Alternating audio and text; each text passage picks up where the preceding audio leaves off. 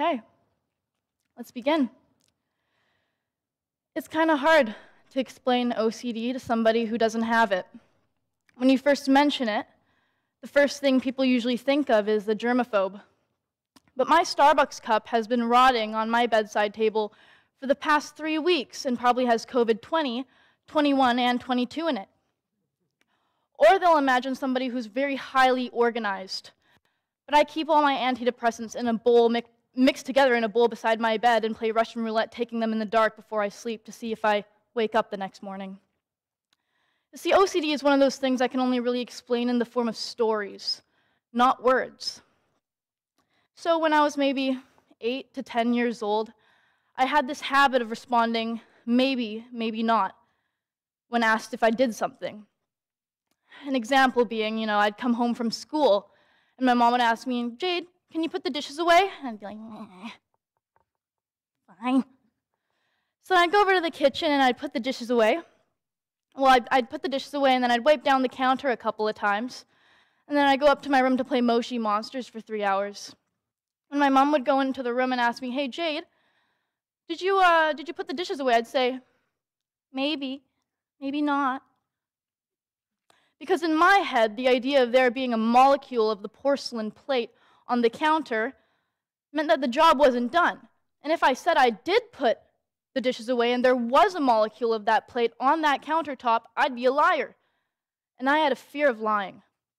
So the cycle continued. "Jade, did you wash your hands after you took that shit in the bathroom?" Maybe, maybe not. See, the main thing that people with OCD experience that really terrorizes them is something called intrusive thoughts. You see, intrusive thoughts are unwanted thoughts that are very, very invasive and often extremely uncomfortable. You know when you're driving over the bridge and think to yourself really quickly, "Oh, I could totally off-road into the river right now."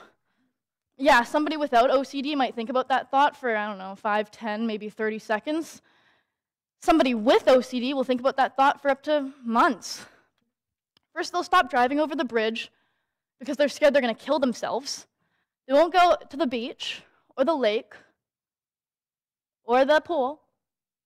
They won't go outside when it's raining because they'll develop a fear of water, and then before they sleep, they'll put paper towels in their mouth because they're scared they're going to drown on their own saliva. It gets to a point where it completely takes over your life. Now, that is actually one of the nicer examples of OCD. OCD finds it fun to terrorize you and prey on whatever you're most vulnerable or insecure about. Or it'll just be pure taboo. It's like a parasite on the brain. Speaking of being disturbed and vulnerable, I want to talk about something that happened a few years ago when my friend sent me a Snapchat video of her licking her lips in kind of a sexual way as a joke. It wasn't intended to be sexual. Obviously, it was a joke, but I developed HOCD because of it. Homosexual OCD, which is the fear of the possibility of being gay. Keep in mind that variants of OCD, like HOCD, are clinical mental problems, and I want to make that very clear. I spent all night, when these thoughts developed, doing these online "Am I gay?" quizzes. When they told me I was gay, I'd retake them. And when they told me I wasn't, I'd retake them. I probably took these quizzes 100 times, 200 times, a lot of times. I didn't enjoy these thoughts. They really bothered me. They bothered me because I thought I enjoyed them. But keep in mind, when I say that they bothered me, it's not that I have anything against gay people. I think gay people should be able to do whatever they want, love who they want to love, and be happy. I also know that people are entitled to their own opinions, even if they're wrong. But I just feel like it wasn't me. And I was afraid of being treated differently than I already felt I was treated. I told my dad a couple of days after these thoughts developed, and he said he didn't mind, and he started reciting "I Kissed a Girl" lyrics by Katy Perry. But the existential crisis I was dealing with was that I didn't know whether I liked these thoughts or not, and if I did, I didn't want to. Over the span of a couple of months, I let the gay thoughts marinate in my brain. And eventually I decided to identify as a bisexual as a coping mechanism. I thought that my OCD would have nothing to bother me if I kind of just accepted it as a fact. I kind of told myself, well, if this is who I am, then this is who I have to be. I'm not going to live in my own thoughts, being uncomfortable with my own thoughts. My OCD didn't bother me much after that, but after I moved to university and experimented a bit, I realized that I wasn't gay, and that I mistook wanting to be somebody with wanting to be with somebody. I probably shouldn't have had to go as far as to do some of the nasty things that I did to come to that realization, but the realization came, and for the sake of my mental well-being, I'm going to choose to ignore the details. I don't feel like relapsing homosexually at the moment. I have a boyfriend now, and I'm not too sure he'd be very happy about that. Or maybe he might, some guys are into that.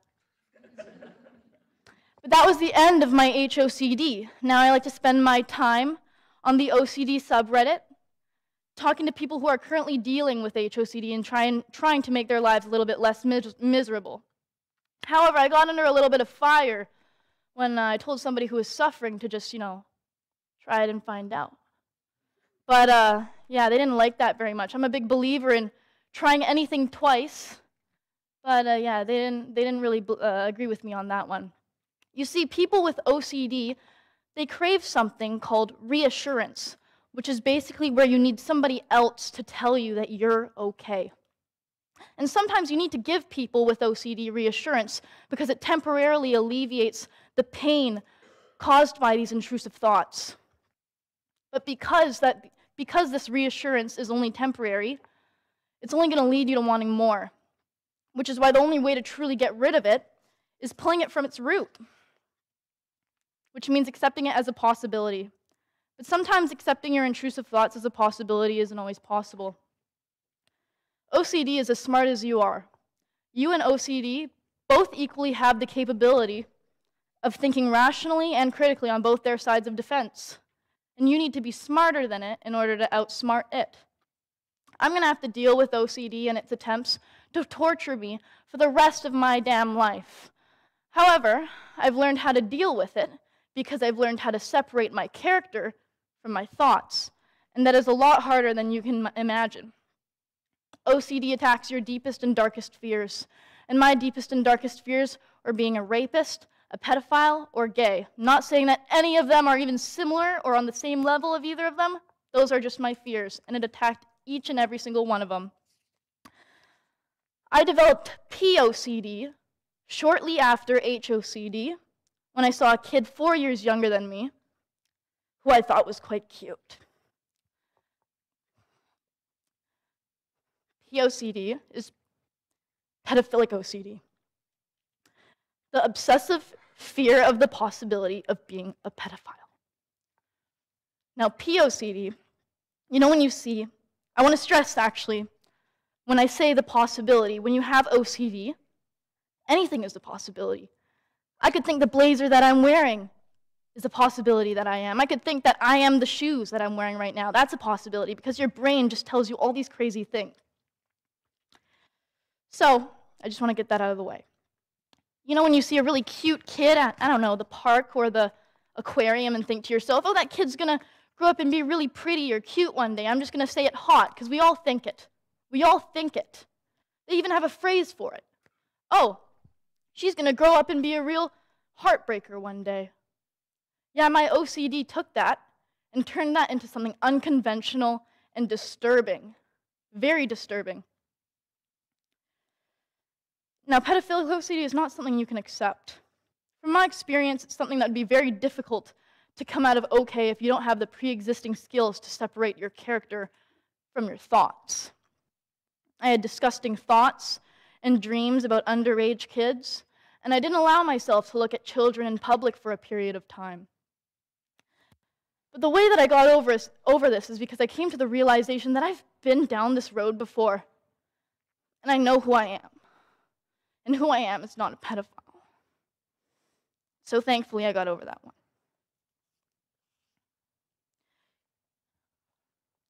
You might be wondering, sorry, I'm getting a little emotional.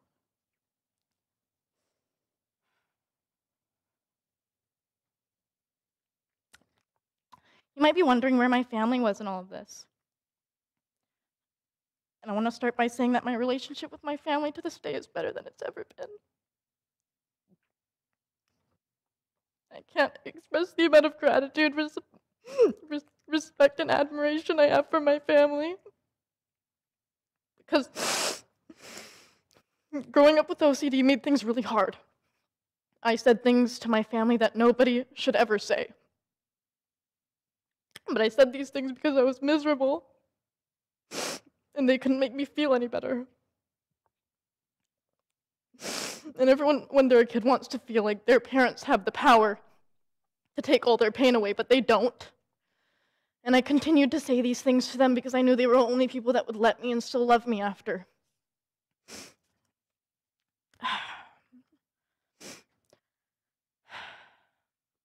Especially my mom.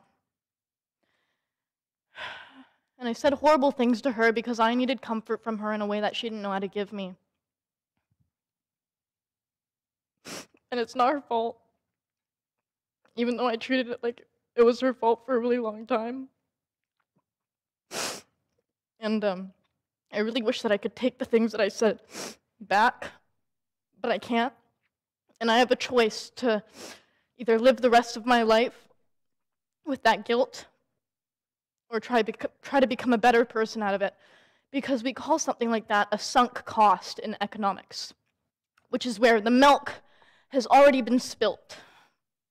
The words have already been said, and I can't take that back. But if I'm being honest, having to deal with OCD at such a young age has left me with this feeling of chronic loneliness. It feels like no matter where I am or who I'm around, I have this urge to prove myself to the people around me. Even if they don't give me any reason or incentive to do so in the first place. And I think that's because of the inciting incident that caused my OCD. You see, people with OCD, they didn't always have it. It occurs from an inciting incident that happens from some point in their lifetime. People with OCD have a genetic predisposition for it. The OCD just kind of waits for you to become vulnerable, and then it takes over you. So the incident that triggered my OCD happened when I was about 5 years old, and before I showed any symptoms of OCD, I was kind of weird. I mean, I'm still weird now, but I was also weird back then. My family nicknamed me the love thief because I couldn't handle it when anybody in my family showed affection to anybody but me. If I saw them showing affection to each other, I'd break them up like a referee. I believe I got upset once at the idea of my parents making love, not because I thought it was gross, but because I thought I was missing out.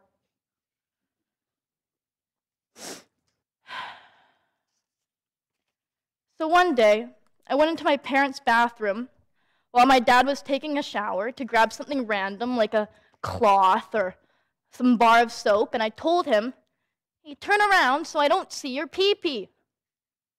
But you know how kids, they're not really good at pronouncing things. They kind of trip on their lip, which is my way of saying they kind of skip their words and they stutter. My God, what a horrible situation to skip words in, because my dad thought I said turn around so I see your pee-pee. Yeah, so my dad lost it. He started telling me something was wrong with me, screaming at me, telling me I needed to get my mindset checked out, and I don't blame him. I feel like he probably thought I was going to assault him, and I was like the opposite of, I was like a pedophile, but the roles were reversed. So basically every girl my age nowadays. But I vividly remember not saying that, and it was extremely frustrating being framed for something that I didn't do, especially so young. But I've kind of been, hanging on by a durable thread ever since that happened. That was my inciting incident. As depressing as what I just said sounds, there's a silver lining to it. I think that people really need to go through those really gut-wrenching, hard times in life, and they need to be hurt, because no pain, no gain. Had I never known how miserable it felt to be lonely and mentally ill, how would I know how great it feels not to be? And I can tell you for a fact I wouldn't be standing where I am right now in the place I am in my life, wanting to reach the sky, had I not gone through those really tough experiences as a kid. So all the people like me out there that are going through a really tough time that they won't talk about or can't talk about, just know that it doesn't end there. I am living evidence that it doesn't end there. I thought it would many times. I've wanted it to a dozen. But something in me told me that it wasn't over until I said it was over. I almost got a 23% last semester in one of my courses because I thought I withdrew from it. But apparently I didn't send the withdrawal link. This was the most important course in my transfer into business. It was economics. And I'm still losing hair from the amount of stress I went through during this. My mom told me that I should stay in arts because it's easier, and I kind of felt like she gave up on me, even if it came from a place of not wanting me to be stressed. But then again, I told myself it's not over until I say it's over. So, after being depressed for a little bit, I got back up on my feet and I told myself, no, I'm going to finish this course either next semester or next year, and I'm going to show Sauder, the business school I'm trying to get into, what I really got, because it ain't 23%. I kid you not, the next day, when I went to have an appointment with one of the advisors for my accessibility program, the accessibility center, they told me I did submit that withdrawal link. Their system just didn't notify my advisor. My only reaction in that situation was, yes.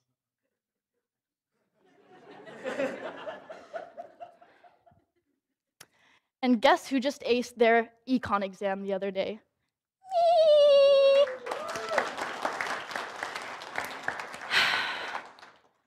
My dad says, if it's meant to be, it's up to me, and he's right. You can't rely on anybody or the universe or your horoscopes to get you from point A to point B. It's up to you. You probably expect me to give you some closure to this roller coaster of a talk, but I'm not going to give you that because I didn't get that and I never will. I want to end this off with a quote my economics professor told me.